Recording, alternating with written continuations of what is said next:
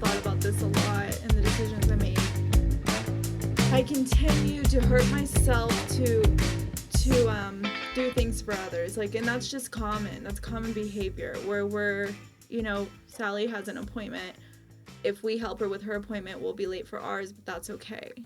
And that's been a huge shift. Like, my feelings are above and my worth is above this man or this person. And when you go into such a low state and you go into a treatment home, and your first thing, pattern, just psychological pattern, is to find safety. And I think that for me, because this reoccurring theme of men coming in my life and like saving me in the sense of providing me with some kind of kindness, has now that's destroyed me in the end. And I found my way and everything's fine in my relationships, but for a long time I put that man above me because it was safety, and nobody told me I was worth more than that. Right. And that's a fucked up view, but that's what I see women in all day, every day. I think there's a lot of that. And I think there's a lot of, not only no one's telling you your value's above that. Mm-hmm. I feel like women in general are being told constantly that their value is less and that they shouldn't, like, there's plenty of times where women are being told, why are you even talking in this space? Or why are you even like being pushed down lower and lower? And, that was something in your story too that I was listening on, is just the fact that like you, I feel like there's actually a lot of people who have a similar story, a lot of women who have a similar story to yours. The problem is that the one difference between your story and a lot of other women's is that at that key point where it was about to get a whole lot worse. Mm-hmm. And then like it was going to turn into, this is going to be the rest of my life. Your dad was able to come in and help and then get those new lawyers. A lot of people, I'm not like, I gotta, I know, I say women because I'm a woman. So I feel like I can relate to that. Right. But people in general could not afford for brand new lawyers on a juvenile case, especially when the whole family has cases going on right now. And they can't afford it. They see, one thing that my stepdad did was teach me how to live normally. Like, you get up, you go to work, you make your food, like very normal life. And that was the first time I ever saw a glimpse of that, and I held on to that like my anchor. And that's why I feel like I'm successful today. Like he presented that, but so many women. And the girl that I was in treatment home with, she has gotten these past 10 years, she has fought cancer, and then she beats the cancer, and then she gets another cancer, and then she beats that cancer. And so she had 6 brothers, in and out of juvenile. And when I went to visit her, she goes, I was like, who's helping you? And she goes, nobody. My mom, I'm a woman. My mom doesn't believe I need help. My brothers do. And they were all locked up. Right. And so that's heartbreaking because, yes, I had that. And thank the Lord Jesus, like, I had that help, but nobody else I knew. And I was always, like, looked at as that, like, well, you have help. And it's true. Like, that's frustrating to be locked up with a girl who is about to go to TY, same as you. And I remember, like, the people that left the next morning was the one I was supposed to be with. And I remember those girls going. And they left, and Lord, I don't know where they ended up at. But that was a pivotal moment in their lives that probably didn't end well. Right. And that is a huge difference. And like, for your mom, the advantages that she ended up taking, like the first advantage she got was when she was working as call girl work. Mm-hmm. And that was an advantage you saw for her. And for that to be the major advantage that she could take advantage of, and then on top of it later on, for the main way she can think of increasing her wealth as running a marijuana business at a time in a place where very illegal, they're going to crack down on that super hard. says a lot about the opportunities that she thought She had. were available to her. Because I think about that. We've talked about this, and it's something like me and my mom don't talk about a lot because it brings up a lot. But one thing that I kept seeing that I just and I know that it's just her psychological patterns of life and what she thought was right and what she watched in her life. She had no other example. But what I keep saying that I always say be better than your mom. I always tell my son be better than me. I was better than my mom, and so on and so on. So I truly believe like we need to be better as a generation. But she kept getting in trouble Mm-hmm. on purpose. Like, and that is still something I struggle with. I have kids. I will never put myself in a situation like she did. And I love her to death, and I know that was the only way she knew how. And I think she saw that opportunity for the marijuana factory, and jumped on it because we talked about it recently. She was like, he taught me a skill I didn't know, and he helped me make money, and that's why we moved here to Colorado. I followed her because she didn't want to get in trouble again for weed, and she loves weed. She's like Bob Marley, but she she still has that issue with authority. Mm-hmm. She'll still spark up a joint in front of a cop car while we're driving, and I'm like, what the fuck are you doing? And it's this, and like she'll probably listen to this and hate it, but it's like, why? Like, why? What triggers you to keep testing authority? And I think it's the ego and that power struggle, because I feel like I go through it too, but like in very weird ways. Like, I'm gonna jaywalk when I'm not supposed to, but I'm more fearful of it, and she's kind of past the fear and like more like, I'm gonna test my boundaries still, and that scares the shit out of me. But it also tells you where those psychological patterns form, and a lot of people are dealing with this today, getting in trouble, getting in trouble, getting in trouble, thinking they can beat the system. That is that mindset of beating the system.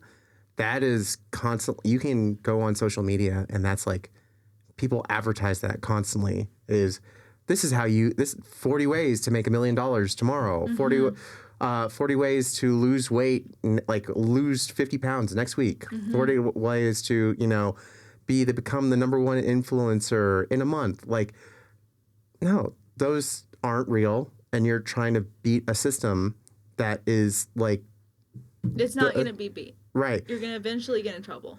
Yeah, there's some downside to it. Like Yeah. there is a cost to what you're talking about right now, and are there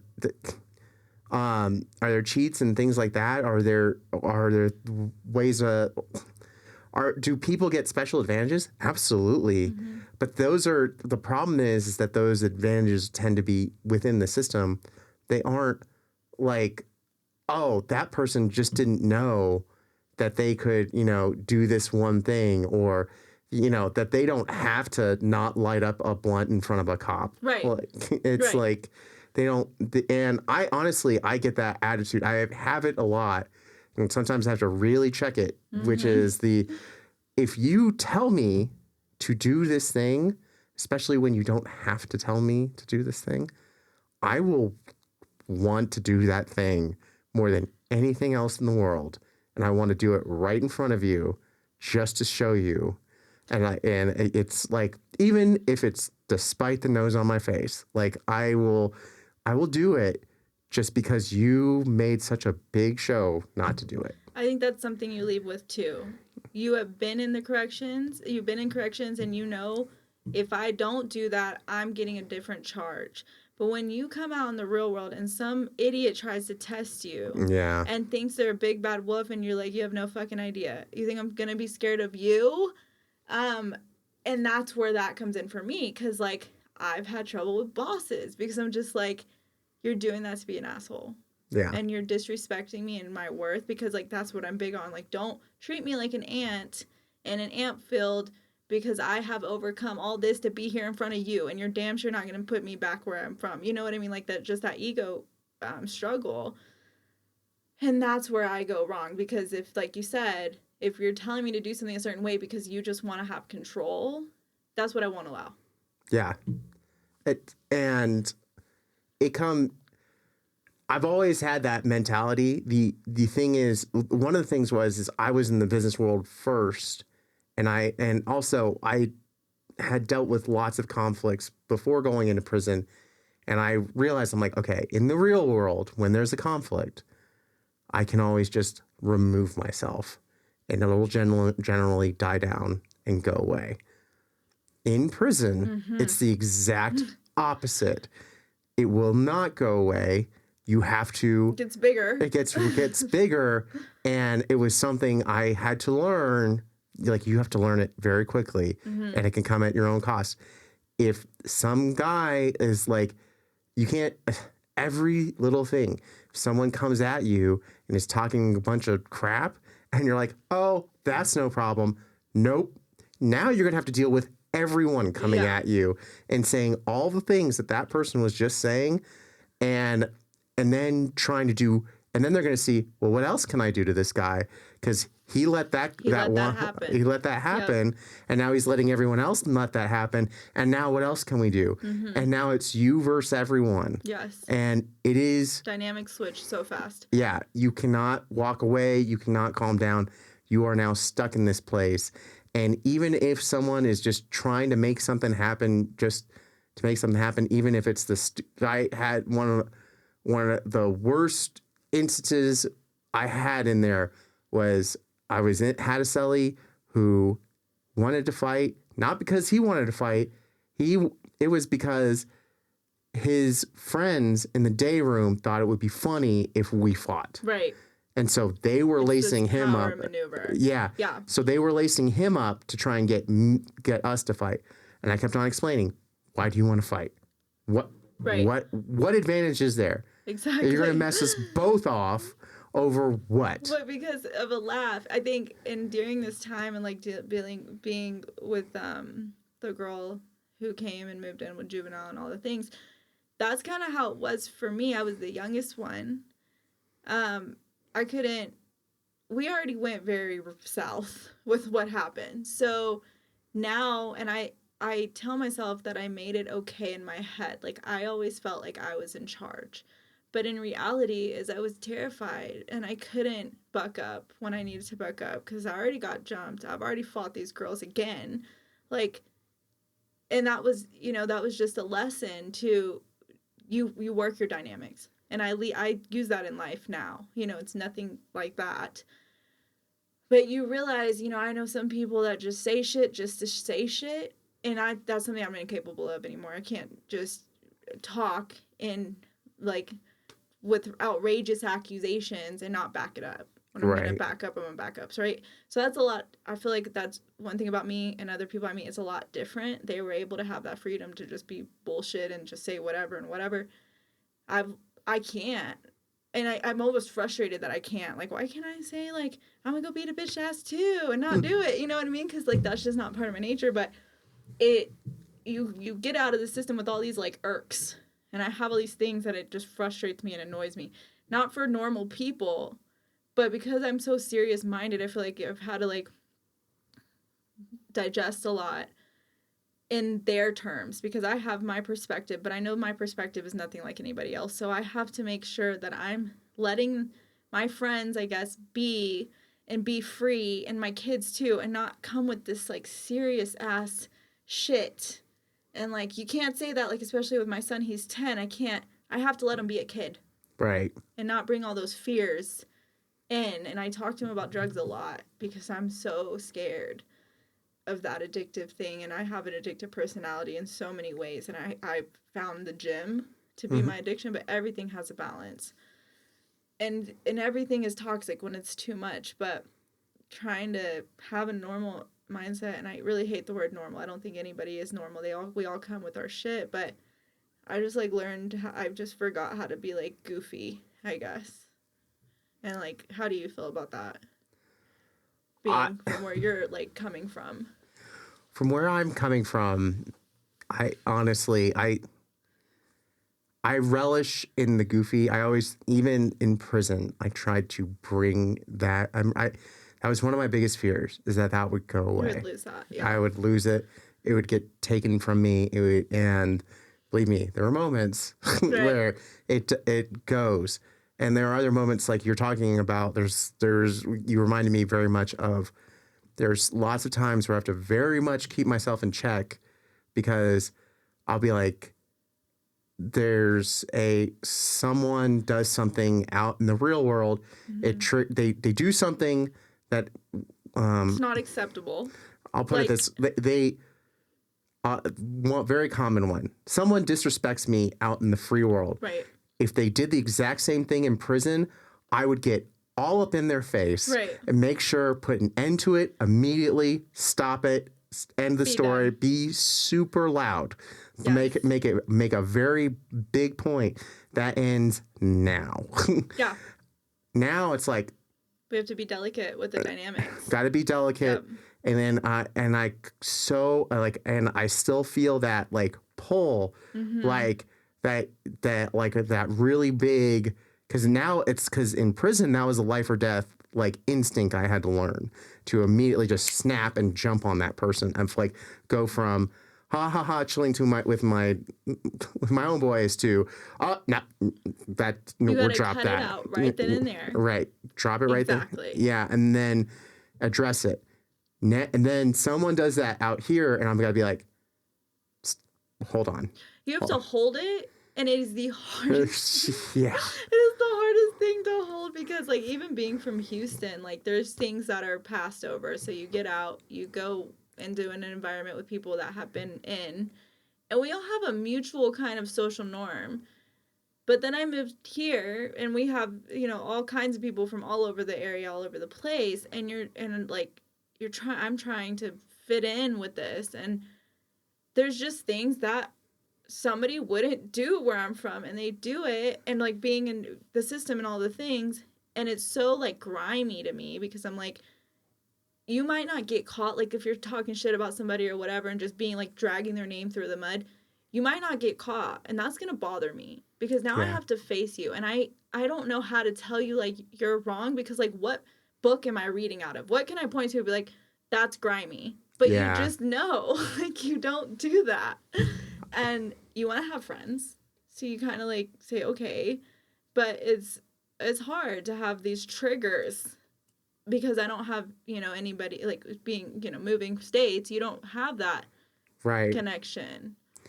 That's absolutely tough, and it's you do, like I said, to me that like you, when it comes back to that like kind of being relaxed and being able to laugh, I do still try and make it a point.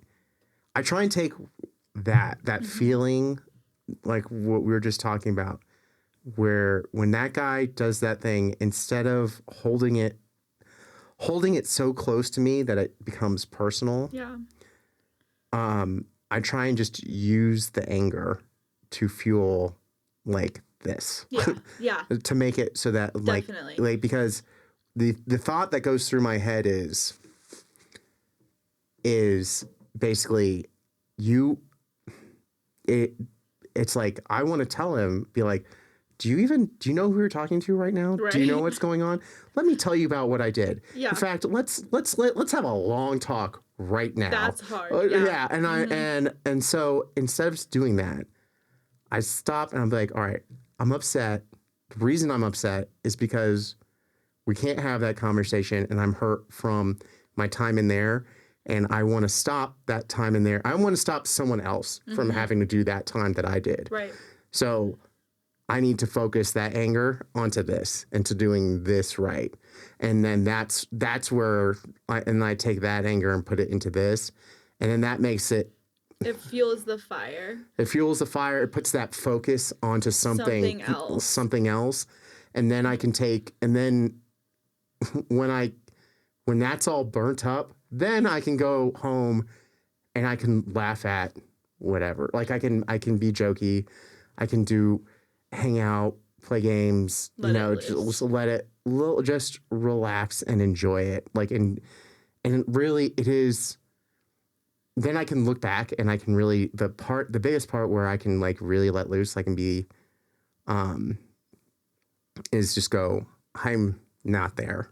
Like, no matter how bad things are, no matter how stupid that guy was, no matter how much control that guy had over my life at that, 10 minutes or whatever, I'm not in. I'm not in. And what I've realized too is like, my values are rubbing against somebody else's values and they're not aligning. So that's where I get triggered, because I had to really get like really nitty gritty into this. Like, what is wrong? Why am I getting so mad over somebody else? I know better. Yeah. And I'm like, it's because the value of loyalty, and I've realized that that's my main thing, is loyalty, doesn't align with my value of loyalty. And loyalty is like something that I struggle with in my life because I'm so fixated on loyalty, and it took me a long time to figure out what was triggering me. And it was when somebody wasn't loyal to me, or in the terms of, and it's as simple as, I'm going to meet you at 8 a.m. and they don't show up. Yeah. Or last minute cancel. Like that does something for me, because I'm like, I took this time. I'm serious about this. You're not. And so I'm like, okay, why do I have such an issue with this? Like, when this stupid, it's little stuff. People have lives. People's changes plans. But I realized the transition is really hard.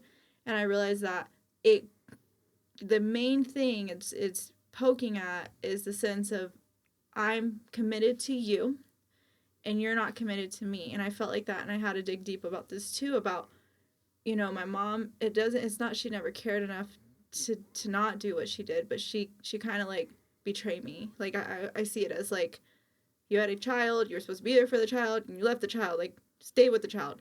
So that happened. And then my real dad I was never worth enough for them to make better decisions. So when somebody doesn't feel like I'm worth showing up in an 8 a.m. meeting, it does something to me. And that's deep and it's rooted. And that's one thing that I really struggle with in my life, because I know that it's not normal to get this upset. And when people cancel, I shouldn't get this enraged. Like, but it goes back to that little girl inside that's like, I wasn't worth it. And that's been like the past year, something I've learned, because I couldn't get why these little things would just set me off. And the more we understand ourselves, the more we can help. Yes, and honestly, I get the same way, but like I'll put it this way. I don't get as upset about that, but I am I have the same issue with people wasting my time. Yeah. And whether they're late or whether we're talking about something or whatever, or they are not, they're intentionally doing, or it seems like they're intentionally doing something that's like a huge waste of time. And I know exactly where that comes from for me. For me personally, it's actually, when I went to prison, the thing that scared me the most was that I was just going to have, 5 to 10 years of my life that were just gone. Mm-hmm. And basically it was basically like I was going to be dead for 5 to 10 years. Right. And that scared me more than anything. Mm-hmm. And so I wanted to make sure I was going to do something with that time. And the idea that now that I'm out and I can actually do things, that someone is going to not show up on time, and then when they show up they're not ready, or when they blah blah blah, like they're fiddling around. It's like, yeah, I can't. We can't get mad. Yeah, it's like I'm not going to get angry. Can't get angry, yeah. But I'm also that's where that comes from. That is specifically comes from prison, and that was not there before. But I also understand that not everyone has that, and even like guys I was locked up with don't have that issue. Yeah. And I feel like in part because they didn't have that fear, and a lot of guys who were very successful in prison, they did well because they didn't worry about the time. Yeah, that's a trigger of time. Yeah. Exactly. And some people don't care about time. Some people don't show up on time. I have a very good friend that never is on time. And that's not personal. She's not trying to hurt me. I put it in my head. I'm like, okay, you're not going to be on time. And then when I do that, it's fine. But yeah, that's a huge one. You can find Shakedown merch, graphic novels, and other projects at waywordpress.com. That's WAYWORD press.com. If you would like to support The Shakedown, get exclusive content, and watch episodes live, you can support us at patreon.com/ The Shakedown. Like, subscribe, and leave a comment to give Malone that inner peace he so richly deserves.